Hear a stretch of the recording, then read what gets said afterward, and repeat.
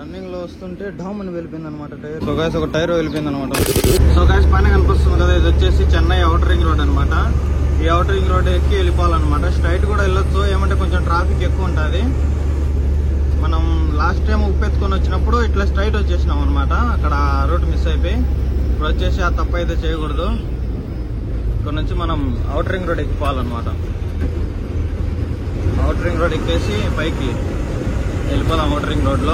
Outer ring road కూడా Chennai outer ring road అంతా బాగాలేదనమాట. Road కూడా అంత మంచిగా ఏం నాకైతే ఏం అనిపించలేదు. యావరేజ్ ఉంది రోడ్ అంతా. స్ట్రైట్ అయితే చెన్నై టౌన్లోకి అయితే వెళ్ళిపోతుంది అనమాట. బైపాస్ రోడ్డు ఉంది, అలాగే అవుటర్ రింగ్ రోడ్ కూడా ఉంది అనమాట చెన్నైకి. ఇది ఒక మంచి విషయం అని చెప్పుకోవచ్చు. అందుకోసమే కొంచెం ట్రాఫిక్ అయితే తక్కువ ఉంటుంది, లేదంటే మామూలుగా ఉండేది కదా ట్రాఫిక్. సో గైస్ పోయిన ట్రిప్పులో వచ్చేసి మనకు పాలవేడి టోల్ గేట్ దగ్గర గొడవ అయింది కదా, డబ్బులు అడిగారని చెప్పినాం కదా. పొద్దున అయితే ఎవరు ఉండరు అనమాట. అసలు ప్రశాంతంగా టోల్ గేట్ అయితే దాటేసినాను. టైర్స్ అన్ని ఒకసారి చెక్ చేసుకున్నాము, చూస్తేనే అర్థమైపోతుంది అనమాట పంచర్ పడిందా లేదా. సో గైస్ ఒక టైర్ వెళ్ళిపోయింది అనమాట. చూడండి రన్నింగ్ లో వస్తుంటే డామ్ అని వెళ్ళిపోయింది అనమాట టైరు. లిఫ్ట్ టైరు చూడండి ఎలా వెళ్ళిపోయింది. అసలు టీప్ అసలు పనికి రాకుండా పోయింది. నేనంటే ఇంత అరిగిపోయిన వెంటనే తీసేసి టీప్ అన్నా సేవ్ చేసుకునేవాడిని. ఏం చెప్తాం మరి, పౌలు కొట్టేమని చెప్పేసినారు అనమాట. అందుకోసం అని పగిలిపోయింది ఇది రన్నింగ్ లోనే రేడియల్ టైరు. ఓకే టైర్ అయితే ఆ టైర్ అయితే వేసుకోవాలి ఇక్కడ. సో గైస్ ఇంకా బండి వచ్చేసి టైర్ అయితే మార్పిచ్చేసినాను. టైర్ మార్పిచ్చేసి ఇక్కడ నుంచి అయితే బయలుదేరిపోతున్నాను అనమాట. ఇప్పుడే ఒక కూల్ డ్రింకును అలాగే ఒక వాటర్ బాటిల్లో ఒక కేక్ పన్ను అనమాట. ఇది తీసుకున్నాను. 100 రూపీస్ అయితే అయిపోయింది. ఇప్పుడే ప్రశాంతంగా తినుకుంటూ బయలుదేరిపోతాను. ఇంకా పార్టీ అయితే ఫోన్ ఎత్తట్లేదేమో, మరి ఫోన్ ఎత్తే తెలుస్తుంది అనమాట మనకు. రేపు సండే అన్లోడ్ అవుతుందా లేదని. సండే అన్లోడ్ అవుతుందంటే నైట్ అంతా కొట్టేస్తాను, ఎక్కడైతే ఆపను అనమాట. అన్లోడ్ కాదంటే మటుకు ఇంకా ఇప్పుడు మధ్యాహ్నం వరకు తోలేసి అయితే స్టాప్ చేసేస్తాను బండి. ఎందుకంటే నిదానంగా వెళ్ళిపోతాం, టెన్షన్ ఎందుకు మనకు చెప్పండి. ఇంకా బయలుదేరిపోతాం ఇక్కడ నుంచి మనం ఉలందర్పేట బంకుకి వెళ్ళేసి అక్కడ ఆయిల్ అయితే కొట్టించుకోవాలి. ఇప్పటి వరకు మనం వచ్చేసి 555 కిలోమీటర్లు అయితే వచ్చినాం అనమాట. హాఫ్ ట్యాంక్ డీజిల్ అయితే అయిపోయింది చూడండి. ఇక ఉలందర్పేటకి వెళ్ళిపోతే అక్కడ నుంచి 420 కిలోమీటర్లు ఉంది అన్లోడింగ్ పాయింట్. అంతే చూస్తాం మరి, నైట్ వెళ్ళిపోదామా లేదంటే అక్కడే ఆపుకోవడం అనేది అక్కడికి వెళ్ళాక డిసైడ్ చేద్దాం. సో గైస్ ఇప్పుడు టైం వచ్చేసి ఎగ్జాక్ట్ గా 2 అయితే అవుతుంది, దగ్గర ఒక 10 నిమిషాలు తక్కువ. ఇప్పుడు వచ్చేసి మనం ఉలందర్పేట దగ్గరలో ఉన్నాం అనమాట. ఇక్కడ నుంచి మన బంకుకు వచ్చేసి 8 కిలోమీటర్లు అయితే ఉంది. పార్టీకి అయితే ఫోన్ చేసినాను, కేరళ పార్టీకి. అతను వచ్చేసి తమ్ముడు రేపు అన్లోడ్ అవ్వదు ఆదివారము, ఇంకా సోమవారం మార్నింగ్ వచ్చేయని చెప్పినాడు అనమాట. సరే అన్న లొకేషన్ పెట్టని చెప్పేసినాను. మనకు లొకేషన్ కూడా పెట్టేసినాడు అనమాట.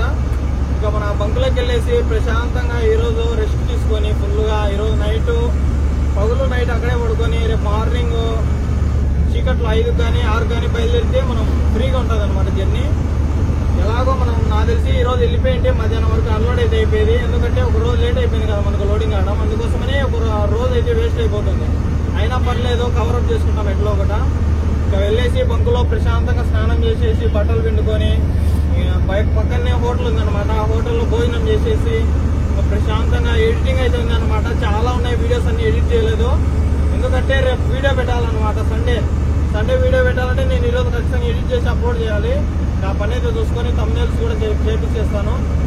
ఇంకా మనం వచ్చేసి బంకులో అయితే కలుగుతాం. డీజిల్ వచ్చేసి 20,000 రీఛార్జ్ చేపిస్తున్నాను, చూద్దాం మరి. సో గైస్ భోజనం అయితే తింటున్నాం అనమాట. ఇది రిలయన్స్ బంకులోనే చూడండి ఎన్ని రకాల ఐటమ్స్ అయితే ఇచ్చారనమాట. 100 రూపీస్ ఉంటుంది. చూద్దాం, టేస్ట్ చేసి చెప్తాం ఎట్లా ఉంటుందో. నాకు తెలిసి రిలయన్స్ అంటే బాగానే ఉంటుంది, క్వాలిటీ కూడా బాగుంది అనమాట. ఇచ్చర ఆకు అన్నీ మంచిగా మెయింటైన్ చేస్తున్నారు వీళ్ళు. టేస్ట్ ఎట్లుంటుందో మరి. తమిళనాడులో తింటున్నాం ఫస్ట్ టైము భోజనం. ఇంతకుముందు తినలే కానీ చాలా రోజులు అయిందనమాట. పప్పు అనుకుంటా ఇది. పర్లేదు, టేస్ట్ అయితే బాగుంది. తినేసి ఆయిల్ కొట్టించేసుకొని బండి పార్కింగ్లో పెట్టేసుకుందాం. బండి దగ్గరికి వెళ్ళినా కలుస్తాం. ఇంకా పెట్రోల్ బంకులు వచ్చేసి వాషింగ్ చేసుకొని అలాగే స్నానాలు చేసుకొని ఇక్కడ ఉన్నాయన్నమాట. వాటర్ బాగా చక్కగా వాటర్ వస్తున్నాయి. ఇక్కడ వచ్చేసి బట్టలు అయితే పిండుకుందామని బట్టలు అయితే తెచ్చేసుకున్నాను అనమాట. నేను కూడా ఇంకా స్నానం చేసేసి బట్టలు పిండేసుకొని ఆ పాత్ర ఒకటి తోమేసుకొని ఇంకా బండిలోకి వెళ్ళిపోయి రెస్ట్ తీసుకుంటాను. సో గైస్ ఇంకా ఇక్కడ నైట్ వచ్చేసి అదే చపాతీ అనమాట, సేమ్ హోటల్లోని చపాతీ తినేసిపోయి పడుకుంటే ఇంకా మార్నింగ్ లేచి అయితే బయలుదేరిపోదాం ఇక్కడ నుంచి. గుడ్ మార్నింగ్ గైస్ అందరికీ. ఇప్పుడు టైం వచ్చేసి 4:30 అయితే అవుతుంది అనమాట. మార్నింగ్ లేచి అయితే బయలుదేరిపోయాను. ఇక్కడ నుంచి మన కోయంబత్తూరుకి వచ్చేసి 350 కిలోమీటర్లు ఉందన్నమాట. మధ్యాహ్నం కల్లా కోయంబత్తూరుకి వెళ్ళిపోతే అక్కడ నైట్ 10, 11 వరకు అక్కడే ఉండాలన్నమాట. ఎందుకంటే ట్రాఫిక్ జామ్ ఎక్కువ ఉంటుంది. కేరళ ఘాట్ సెక్షన్లో వెళ్ళాలన్నమాట. మనం నైట్ 10 వరకు 11 వరకు అక్కడే రెస్ట్ తీసుకొని వంట ఏమైనా చేసుకొని తినేసి ప్రశాంతంగా ఉంటే నైట్ 12 కానీ 1 గంటకు కానీ లేచి బయలుదేరితే జర్నీ వచ్చేసి ఫ్రీగా ఉంటుంది అనమాట. అక్కడ నుంచి 70 కిలోమీటర్స్ ఉంటుంది మన అన్లోడింగ్ పాయింట్ అంతే. మనం యాక్చువల్గా వచ్చేసి పొద్దున కల్లా రీచ్ అయిపోయే వాళ్ళము. ఏమంటే మనకు సండే అని ఈరోజు అన్లోడింగ్ అయితే లేదనమాట. అందుకోసమని మనకు లేట్ అయిపోయింది అంతే. ఇంకా మనం మార్నింగ్ కలుసుకున్నాం ఇంకా. సో గాయస్ ఇది వచ్చేసి సేలం రోడ్లో టోల్గేట్ అనమాట. ఈ టోల్గేట్ వచ్చేసి టోల్ రోడ్ ప్రైవేట్ లిమిటెడ్ అంట. మరి రోడ్స్ అయితే ఎక్సలెంట్గా ఉన్నాయి. టోల్స్ అయితే ఇబ్బంది ఏం లేదనమాట. రోడ్స్ అయితే మాత్రం ఎక్సలెంట్గా ఉన్నాయి. చూద్దాం ఇక్కడ స్కాన్ అవుతుందో కాదో, మరి ఏమైనా 100 ఎక్కడ అడుగుతారో.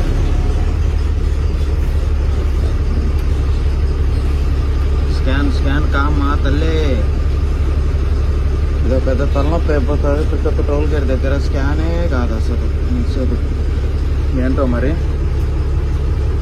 అసలు అర్థమే కాదు.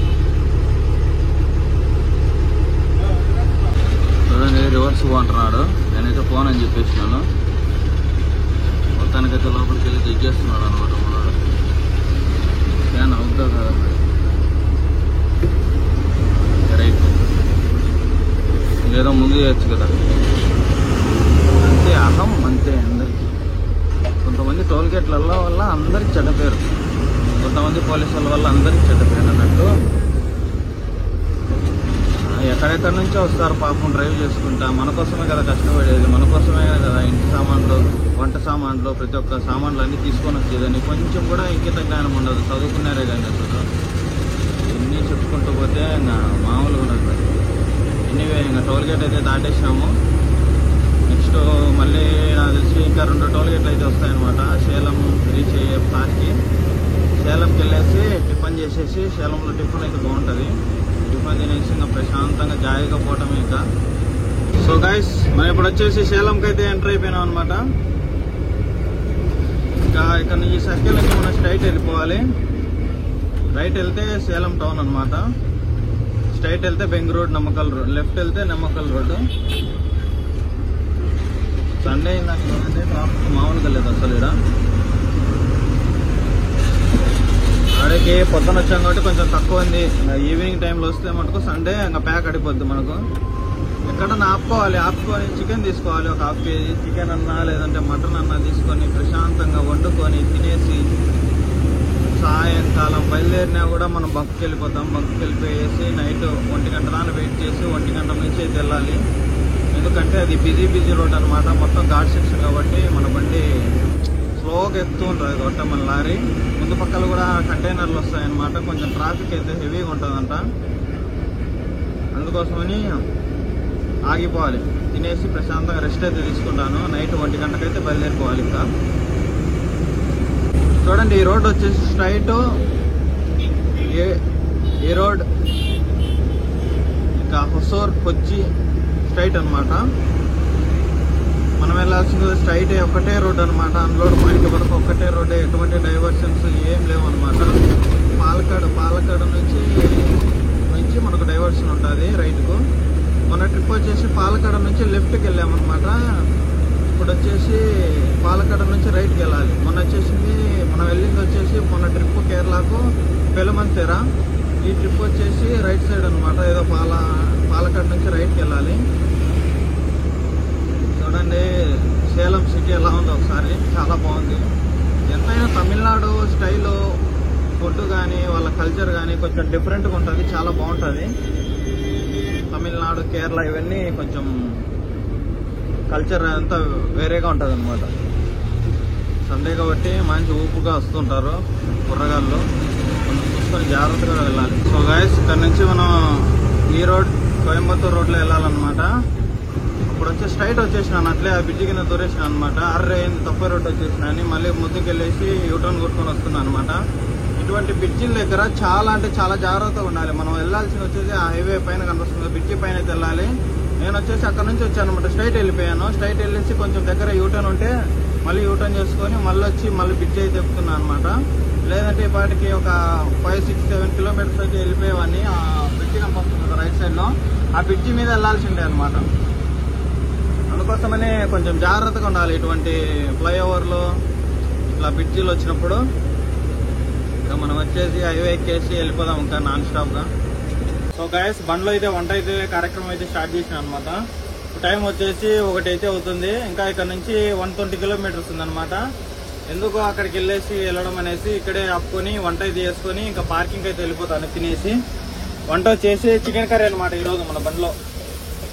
ఎలాగో సండే కాబట్టి చికెన్ కర్రీ చేసుకున్నాను, చూపిస్తాను చూడండి ఎలా ఉంటుందో. చూడండి ఇదే అనమాట చికెన్, 1/2 కేజీ చికెన్ తీసుకొచ్చినాను. రైస్ అన్ని అన్నం అయితే చేసేసిన అనమాట. రైస్ చూడండి, రైస్ అయితే అయిపోయింది, పొగలు వచ్చేస్తుంది. ఇంకా ఆనియన్స్ అయితే వేసేసి సింపుల్ గా వేస్తాను అనమాట. కారం పొడి, ఉప్పు, అల్లం పేస్టు, ధనియాల పొడి, ఇంకా గరం మసాలా, అలాగే చికెన్ మసాలా, అంతే అనమాట. సింపుల్ కర్రీ చేసినా చూపిస్తాను. గైస్, ఇంకా మన బండ్లో అయితే వంట అయితే రెడీ చేసినాను, సింపుల్ గా చూపిస్తాను చూడండి. ఇదే అనమాట చికెన్ కర్రీ, అన్నము, రైస్ చూడండి ఎలా అయిందో, చాలా బాగాయినాయి రైస్ కూడా. చికెన్ కర్రీ కూడా బాగా పర్ఫెక్ట్గా ఉడికింది అనమాట. టేస్ట్ చూసి చెప్తాను ఎలా ఉంటుందో.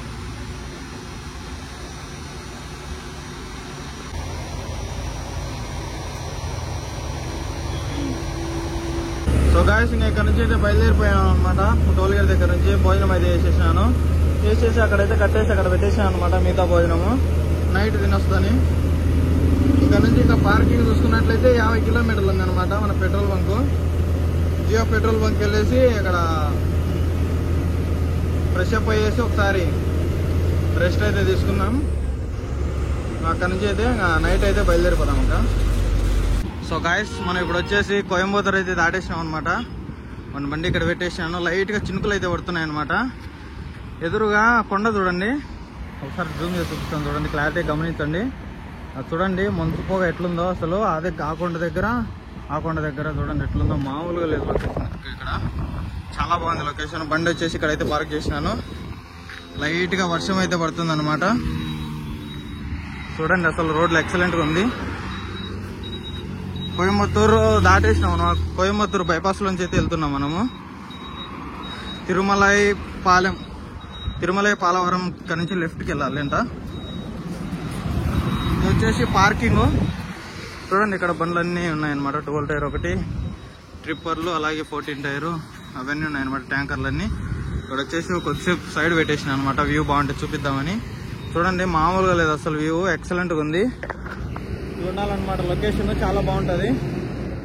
ఇంకా ఇక్కడ నుంచి అన్లోడింగ్ పాయింట్ వచ్చేసి ఇంకా 100 కిలోమీటర్లు ఉందన్నమాట. నిదానంగా జాయిగా పాడుతూ రేపు మార్నింగ్ కల్లా వెళ్ళిపోవాలి. 9 కల్లా ప్రశాంతంగా వెళ్ళిపోతాను, ఇబ్బంది ఏం లేదు.